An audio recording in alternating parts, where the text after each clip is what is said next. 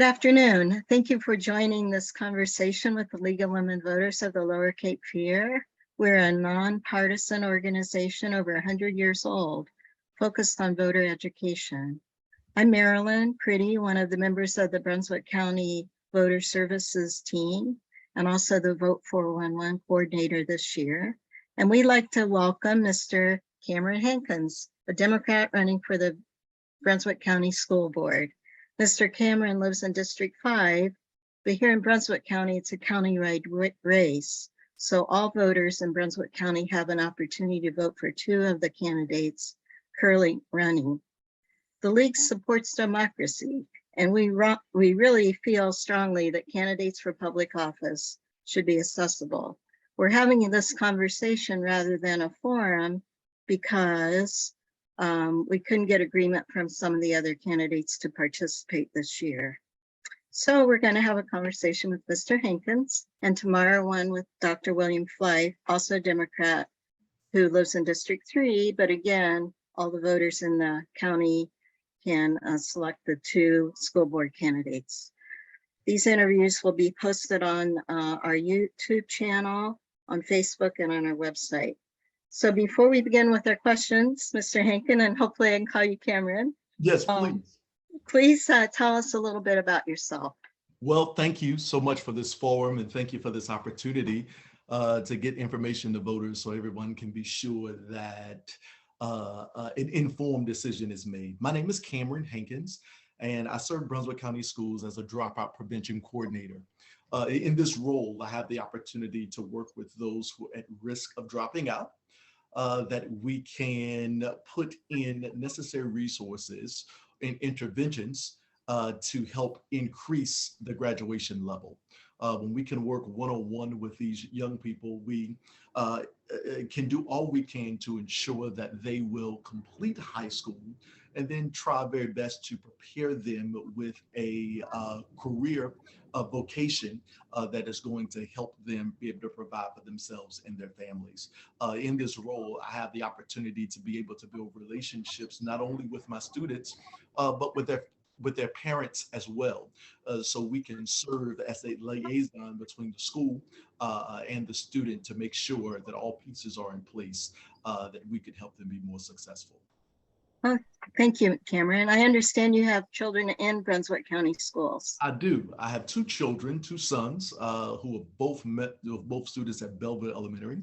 One is in 4th grade, my oldest, Jackson, and my youngest, Parker, is in 2nd grade. It was there at Belleville that my wife, Tia, and I found certainly every opportunity that we could to serve schools. We believe that in order for schools to really be successful, it takes that parental piece as well.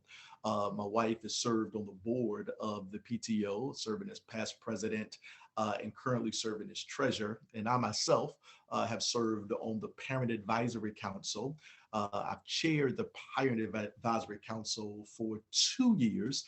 This year, I'm just a member at large. So not only did I chair for Belleville, but I also chaired for Northern Brunswick County. Thank you. I noticed in your interview with the Port City Daily, you listed your 3 top concerns about schools in Brunswick County: teacher recruitment and retention, safety and opportunities for all students, including vocation and technical career paths. So let's expand on these a little bit. The first one, teacher recruitment and retention. Do you feel this is a problem in Brunswick County? And if so, what are the solutions? Well, good question. Good question. When we talk about teacher recruitment, and I believe it is at the top of the problems that affect our schools. Number one, our teachers are our most valuable asset when it comes to educating those in Brunswick County. And we have to make sure that our teachers have all the resources they need to be successful in the classroom. And not only do they need to make sure they have the resources they need, they also need to know that they have the support of the administration and members of the board to be able to equip them to do that.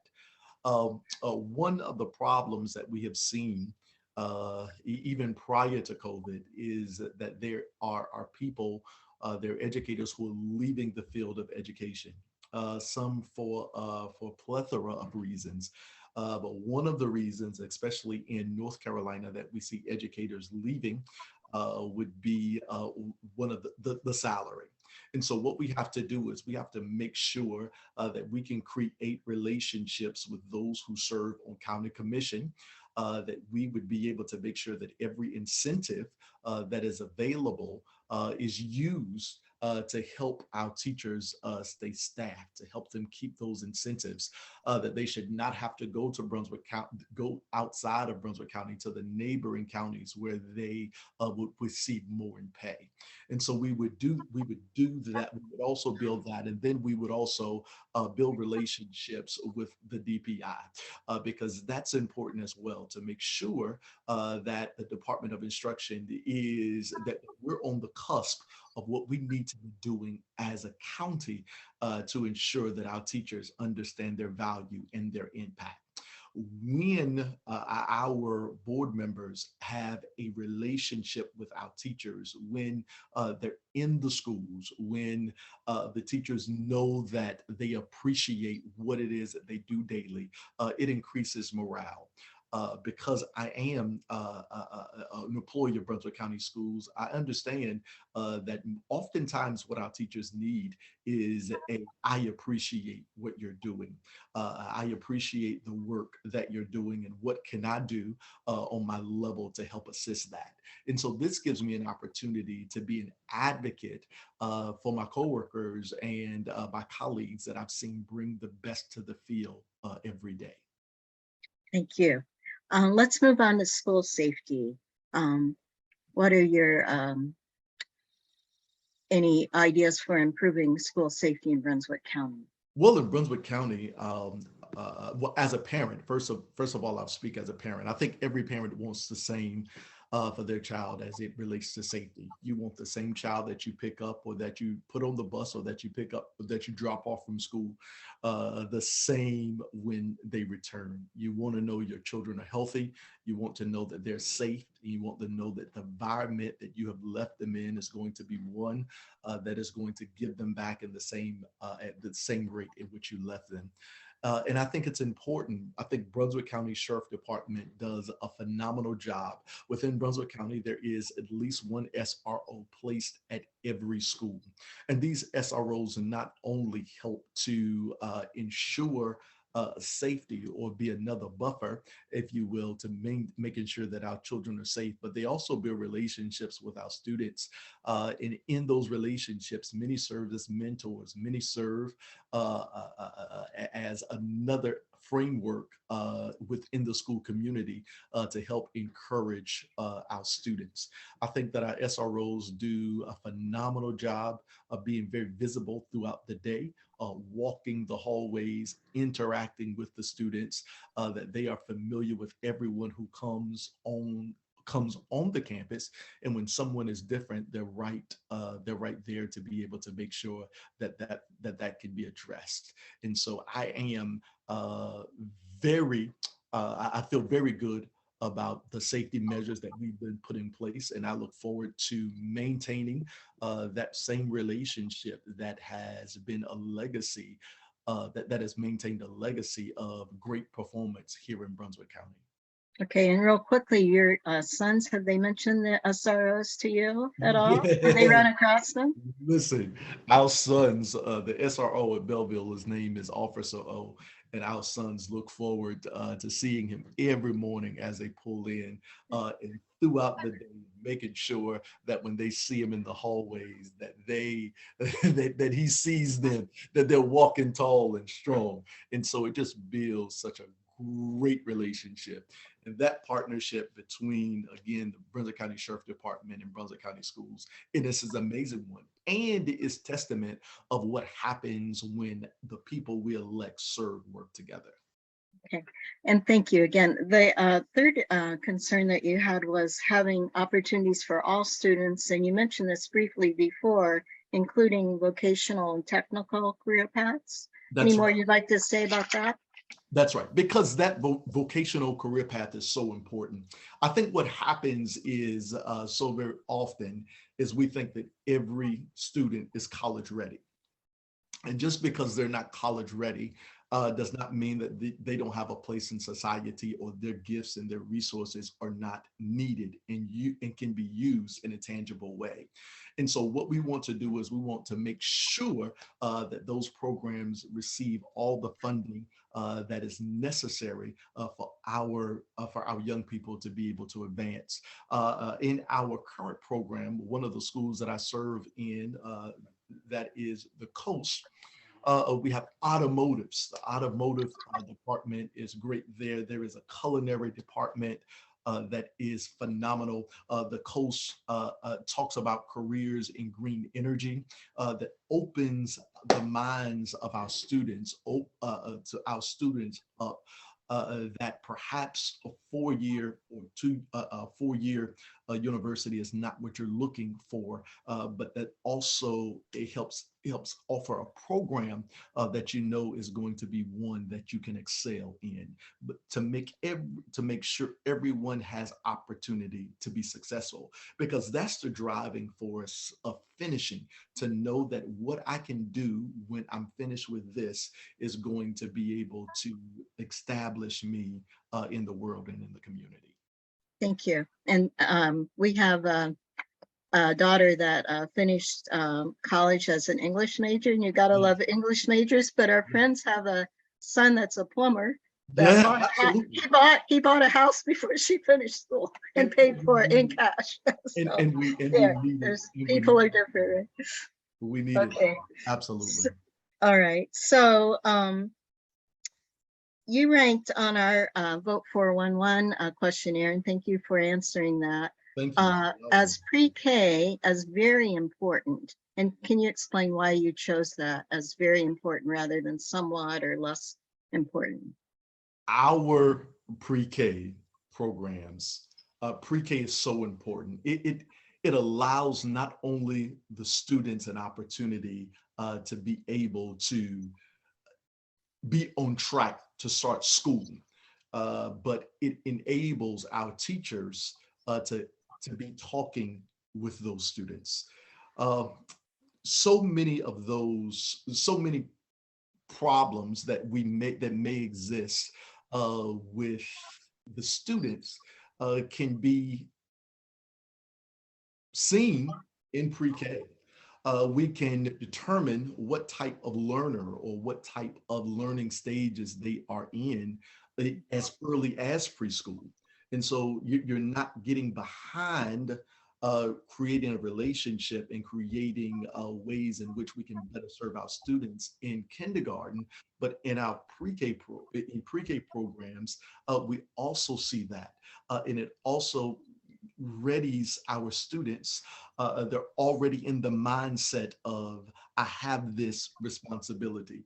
I'm learning how to get along with other students. I'm learning how to read. I'm learning to be a good listener. And I'm learning essentially how to be able to deal with what's going to be happening the rest of the years of my life. Sometimes we underestimate the fact that every student has been in daycare and every child has been read to.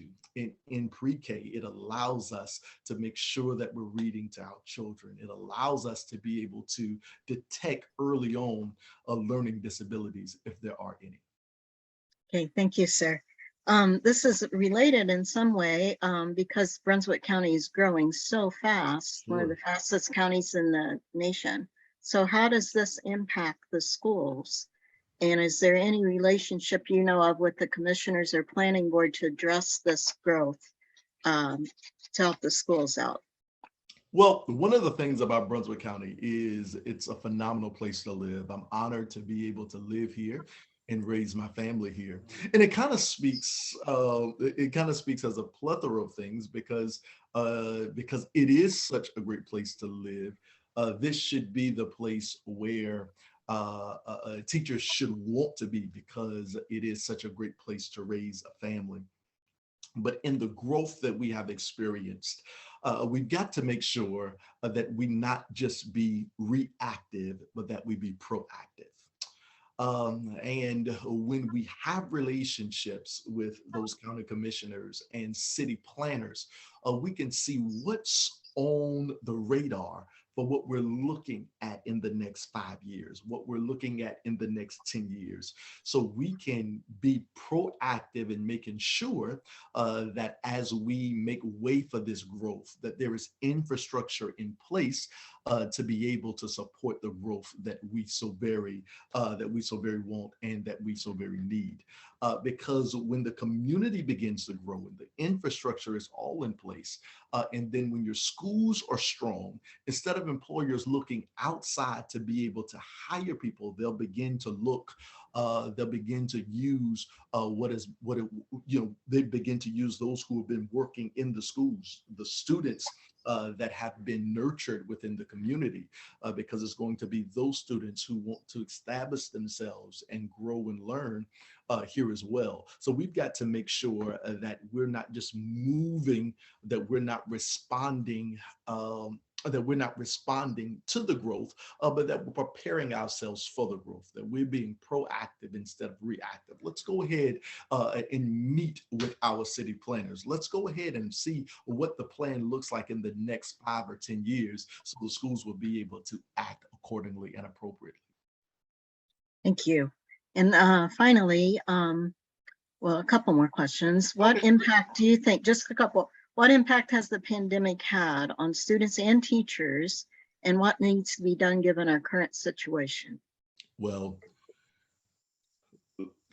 we got to be honest. The pandemic has affected everyone in a plethora of ways. But not only did it affect everyone in a plethora of ways, it also proved that we can expand, that we can respond, and that we can grow. That we can expand, that we can respond, and that we can grow. COVID taught us that our teachers need the support of our parents. That when your child is working on assignments, it's essential that we sit down with our students and that we work on those assignments as well. Then the communication piece that was in place between parents and teachers when parents were at home assisting our students with learning virtually. I think it opened up a great sense of communication. I think it brought the parents back to the table, understanding that they were needed, they were appreciated, and sometimes your child may be struggling in an area that other children are not struggling in, and perhaps perhaps reading with your child or working through your homework with your child really speaks to the fact that we can push in where we can be greater with that. It gave us also reason to expand, to see what other resources are available that we can use to help strengthen our students. And so many of those resources that we see help with remediation. There are different programs, perhaps Math 180 and Lexia Learning, that can be completed at home and that students can still work on when they're not in the classroom, that will help them advance in their skills, that will help them continue to be test ready when those tests come, and to look at where you are, that you can see what areas that you need to adjust to. And of course, it's given us opportunities to grow. Opportunities to grow, realizing that we want to make sure every student has what they need. Opportunities to grow, realizing that when we partner with our educators, that great things can happen. And those opportunities to grow, to see that we are much stronger than we think we are, and that if we could really get together and work together, it's evident that there's nothing that we cannot do. And so, of course, we lost a lot of instructional learning. That was important. We lost a lot of that, but we have the tools and resources in place to do remedial learning, to do after school programs, to do things like study hall, or out in our WIN periods that help our children get caught up in areas that they need extra help and extra assistance. And then also to deal with the anxiety that has come with a lot of students getting back in the class, getting back around people, getting back in the swing of things when your schedule has been different. It teaches us to adjust. It teaches us, and we understand that students are resilient and they can do it. Thank you. And I think you're speaking from firsthand experience there, right? With remote learning. Yeah. So finally, what would you, how would you ask for voters in Brunswick County? How are you going to ask for their vote? Just a summary statement here. I see. Well, I understand how important it is for my children to do well. I understand how important it is as an educator to have a board who listens. And so I have the unique ability to not only be able to know a parent's perspective, but I have a unique ability to be able to know what our educators see every day in the school. And I can bridge those pieces together. I can be a positive advocate for our children, and I can be a positive advocate for our educators. And as we merge that together, I can build those relationships that are so important and so pivotal to make sure that our students have what they need and our educators have what they need. I understand that transparency is so important when it comes to when it comes to parents understanding what's going on at the school with our children. And so as a parent and as an educator, and certainly as an experienced leader, not only am I an employee of Brunswick County Schools, but I'm a pastor, and I've been pastoring for 15 years. And I understand community support. And as a leader who listens, I understand that your greatest responsibility is to those who trust you to lead. And so I can let voters know they can trust me to lead. I have a proven history of leading and listening. And as a board member, that's what I will continue to do, to lead and to listen to those who trust me to lead. Well, thank you, Camron. I know your time is so valuable as a parent and as a full-time employee of the school system, and also campaigner.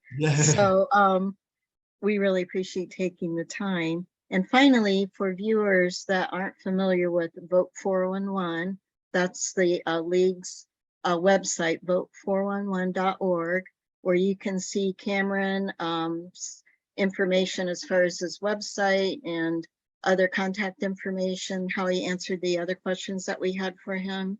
You just go in, vote411.org, type in your address, go to My Races, and you'll see your all the candidates that are going to be on your ballot. And again, there's other information on where to vote, when to vote, how to vote, not how to vote, who to vote for, but you know what the requirements are.